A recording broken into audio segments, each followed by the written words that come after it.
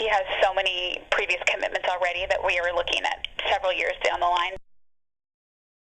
As corporate ownership of the studios became more prevalent, the battle for creative control became more intense and finally gave rise to a new camp known as the Hollywood Insider.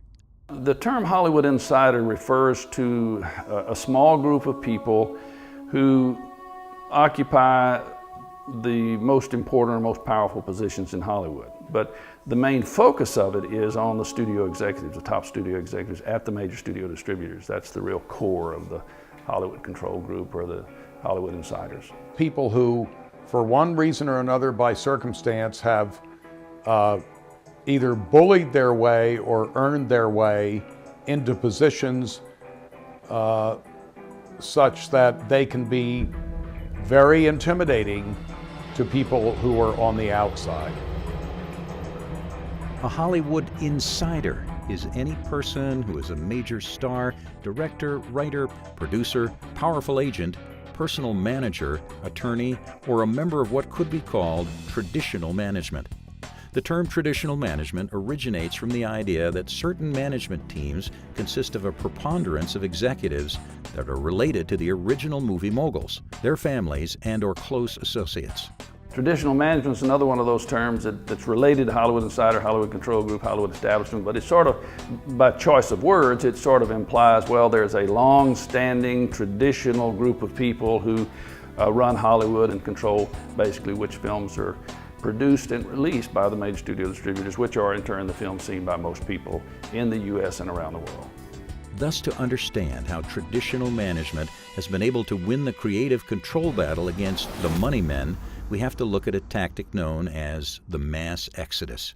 Over time, if there are conflicts between the corporate owner of the studio and this Hollywood insider management that they've hired, then the insider management group sometimes would use the threat of a mass exodus. In other words, everybody's going to leave at one time if you don't do what we say. That sort of thing is a threat, and that actually occurred in the history of Hollywood, used against outside corporate interests.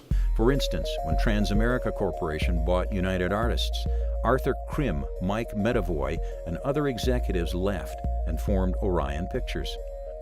Orion became a well-regarded studio under such leadership as Barbara Boyle, whereas United Artists floundered. Another example of a mass exodus is when Alan Ladd Jr. left 20th Century Fox when oil billionaire Marvin Davis bought it. They didn't like the way Davis was basically managing the place, even though he was the owner. Fox had major problems. Given these experiences and many other mass exoduses, Hollywood insiders have been able to defeat the money men. Creative control gave rise to what could be called the Hollywood Control Group. Thus, he who had the know-how and creative control ruled the movie business. The creative parties in a motion picture want creative control. The people who are bringing the money to the motion picture want ownership control. The creative people in the film industry want creative control because they want to make the film that they envision for their finished production. Whereas the owners, they want something that will give them the greatest revenue.